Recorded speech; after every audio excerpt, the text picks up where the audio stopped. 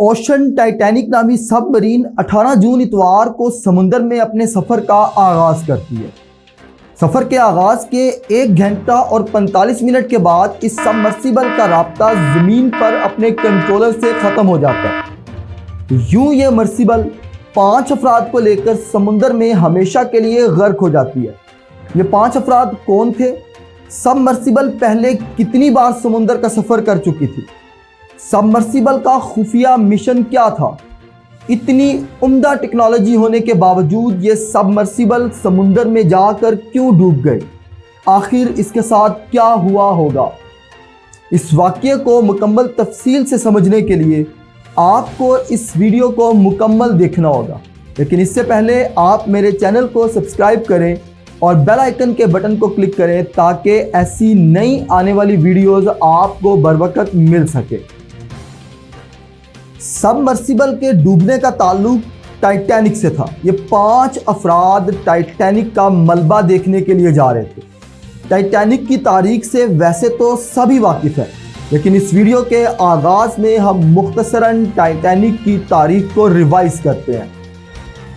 Titanic اپنے وقت کا جدید ترین جہاز تھا۔ سال 1912 میں 10 اپریل کے قریب ٹائٹینک نامی یہ سمندری جہاز سمندر میں اپنے سفر کا آغاز آئرلینڈ سے کرتا ہے۔ اس سمندری جہاز کی منزل یونائٹڈ اسٹیٹ امریکہ تھی۔ یہ جہاز اس وقت کی سب سے زیادہ مشہور کمپنی ہارلینڈ اور ولف شپ یارڈ نے تیار کیا تھا۔ اس کا تعلق آئرلینڈ سے تھا اور ٹائٹینک اپنے وقت کا اتنا جدید ترین اور سہولیات سے بھرا ہوا جہاز تھا کہ اس کے بنانے والے کا یہ دعویٰ تھا کہ اب اس سمندری جہاز کو کوئی طاقت سمندر میں ڈبو نہیں سکتی، لیکن وہ اللہ کی طاقت سے بے خبر تھا۔ ٹھیک 11 اپریل کی رات کو جب یہ جہاز اپنی منزل کے آخری حصے کو طے کر رہا تھا، نارتھ اٹلانٹک اوشن کے قریب ٹائٹینک ایک سمندری آئس برگ سے ٹکرا گیا اور چند ہی منٹوں میں یہ جہاز سمندر میں غرق ہو گیا۔ ٹائٹینک کے اس حادثے میں 1500 کے قریب افراد سمندر میں ڈوب کر غرق ہوئے اور بعد میں اس جہاز کے ملبے کو تلاش کرنے کی کوشش کی جانے لگی، لیکن کئی سالوں تک اس کا ملبہ تلاش نہ کیا جا سکا۔ بہت ریسرچ کے بعد 1985 میں امریکہ نے برطانیہ اور کینیڈا کے ساتھ مل کر ٹائٹینک کے ملبے کو تلاش کرنے کا ایک خفیہ مشن شروع کیا۔ اس خفیہ مشن کا ایک مقصد یہ بھی تھا کہ اس عرصے کے دوران، اس مشن کے دوران وہ 2 امریکی آبدوزوں کو بھی تلاش کریں گے جو اپنے ایک مشن میں سمندر کے اسی حصے میں ڈوب چکی تھی۔ تو امریکہ ان ٹائٹینک کے ساتھ اپنی آبدوزوں کو بھی تلاش کرنا چاہتا تھا اور 1985 کا یہ مشن کامیاب رہا۔ بالآخر سمندر سے 12,000 فیٹ کی گہرائی میں ان تمام ٹیموں نے ٹائٹینک کا ملبہ تلاش کر لیا۔ ریسرچ کا یہ سلسلہ جاری رہا۔ مختصراً اب ٹائٹینک کے اس بیک گراؤنڈ کو سمجھنے کے بعد ہم وہ کہانی شروع کرتے ہیں جس پر آپ میری اس ویڈیو پر آئے ہیں۔ اوشن ٹائٹین کیا تھی؟ یہ کیوں 5 افراد کو لے کر اتنی گہرائی میں گئی؟ یہ کیسے کام کرتی ہے؟ یہ کس نے بنائی؟ اس کا مقصد کیا تھا؟ اب اس ساری کہانی کو سمجھنے کا وقت آ گیا، لیکن اگر آپ میرے چینل پر نئے ہیں تو آپ میرے چینل کو سبسکرائب کریں اور مجھے میری اس ویڈیو پر محنت کا اجر دیں تاکہ میں آئندہ بھی ایسی ویڈیوز آپ کے لیے بناتا رہوں۔ اوشن ٹائٹین ایک سب مرسیبل کا نام ہے۔ آپ نے سب مرین کا تو سنا ہوگا۔ یہ ایک ایسا سمندری جہاز ہے جو کہ پانی میں جا کر کئی مہینے کا وقت گزار سکتا ہے، لیکن یہ سب مرین صرف نیوی یعنی سمندری فوج استعمال کرتی ہے۔ سال 2009 میں اس آئیڈیا کو استعمال کرتے ہوئے ایک ایسی ہی چھوٹی سی سب مرین بنائی گئی اوشن ٹائٹینک نامی کمپنی کی جانب سے، جسے کہ سب مرسیبل کا نام دیا گیا۔ اس میں عام افراد بھی اب سمندر کی گہرائی کا سفر کر سکتے تھے۔ اس سب مرسیبل میں 5 افراد کے بیٹھنے کی گنجائش موجود تھی۔ ان کے کام کرنے کا طریقہ ذرا مختلف ہے۔ یہ مہینوں سمندر کے پانی کے اندر سفر کر سکتی ہے اور یہ ڈیزل پر کام کرتی ہے، یہ خود کے انجن پر چلتی ہے، لیکن سب مرسیبل ایک گیم کنٹرولر کے ذریعے کنٹرول کی جاتی ہے۔ اس گیم کنٹرولر کا لنک ایک شپ سے جڑا ہوتا ہے جس کو کہ مدر شپ کا نام دیا جاتا ہے۔ یہ सबमर्सिबल पहले एक बोट के ज़रिए समुंदर की गहराई में पहुंचाई जाती है, फिर सिग्नल के ज़रिए इसको इस बोट से अलग किया जाता है जहां ये समुंदर में अपनी गहराइयों का सफ़र शुरू करती है। वीडियो के इस हिस्से में अब हम देखते हैं कि ये सबमरीन किसने तैयार की। ये सबमरीन ओशन गेट नामी एक कंपनी ने तैयार की थी। इस कंपनी का ताल्लुक अमेरिका की एक रियासत न्यू जर्सी से है। रिचर्ड स्टॉकटन रश नामी शख्स ने इस कंपनी को तैयार किया और फिर उसने ये आइडिया निकाला कि एक ऐसी सबमर्सिबल बनाई जाए जो आम इंसान को समुंदर की गहराई में ले जा सके।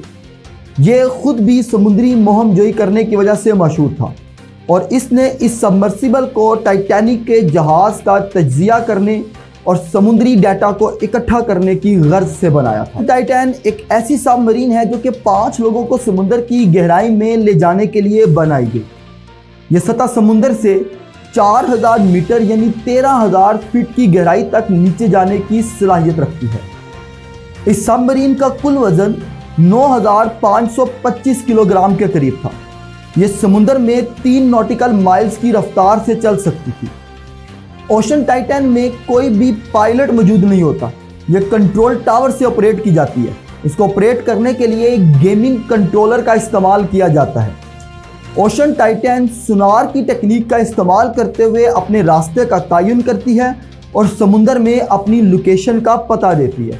ये तकरीबन 96 घंटे तक ऑक्सीजन का बैकअप रखती है और इसमें 5 अफराद 96 घंटे तक जिंदा रह सकते थे। ओशन टाइटैन एक कैप्सूल की तरह बनाया गया था। इसकी दीवारें 5 इंच मोटी यानी 13 सेंटीमीटर मोटाई की बनाई गई थी।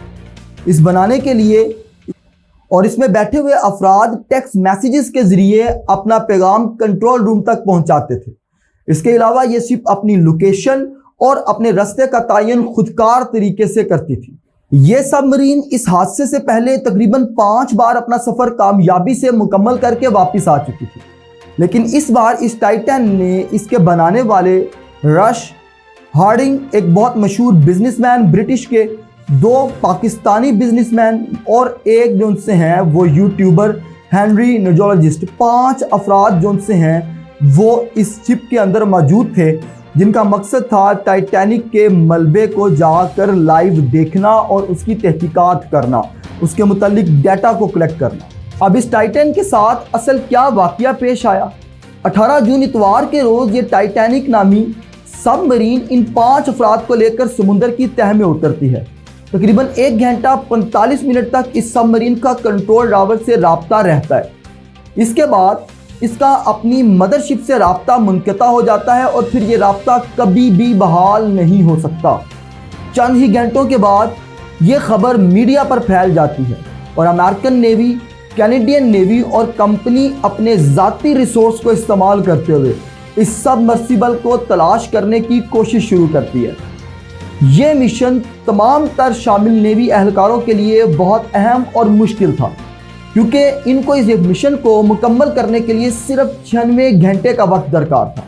टाइटैन के पास मौजूद ऑक्सीजन का बैकअप सिर्फ 96 घंटे का था, लिहाजा पोस्ट कार्ड्स को ये बात यकीनी बनानी थी कि वो सबमर्सिबल को तलाश करने के लिए सिर्फ और सिर्फ 96 घंटे के वक्त में अपना मिशन मुकम्मल करे।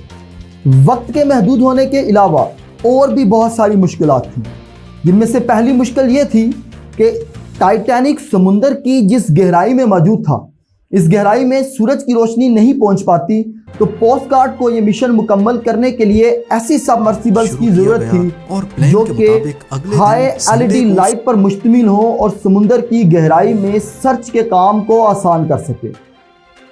इसके अलावा मसला ये था कि इतनी गहराई के अंदर कोई भी डाइवर 24 घंटे से ज़्यादा का वक्त नहीं गुजार सकता, तो उन्हें ऐसी मशीनरी, ऐसे इक्विपमेंट्स और ऐसे टूल्स की ज़रूरत थी जो कि सर्च के ऑपरेशन को आसान कर सकें और सबमर्सिबल की लोकेशन का पता चला सकें। नाजरीन, जिस वक्त ये मिशन शुरू किया गया उस वक्त कोस्ट गार्ड के पास सिर्फ 80 घंटे के करीब वक्त बाकी था, क्योंकि बाकी वक्त तो वो ज़ाया कर चुके थे।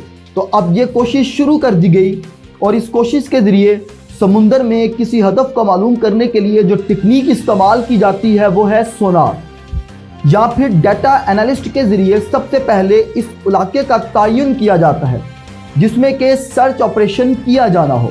سونار کے علاوہ بغیر پائلٹ کے سب مرینز بھی استعمال کی گئیں، لیکن 96 گھنٹے کے کم وقت میں اوشن ٹائٹین کا بالکل پتہ نہیں لگایا جا سکا، جس پر امریکن کوسٹ گارڈ نے 5 افراد کے موت کی تصدیق کر دی۔ 96 گھنٹے کے بعد یہ بات تو کنفرم تھی کہ وہ 5 افراد کی موت اب یقینی ہے، لیکن پھر بھی کمپنی نے اپنا مشن جاری رکھا اور وہ دیکھنا چاہتے تھے کہ آخر اس سبمرسیبل کے ساتھ ہوا کیا۔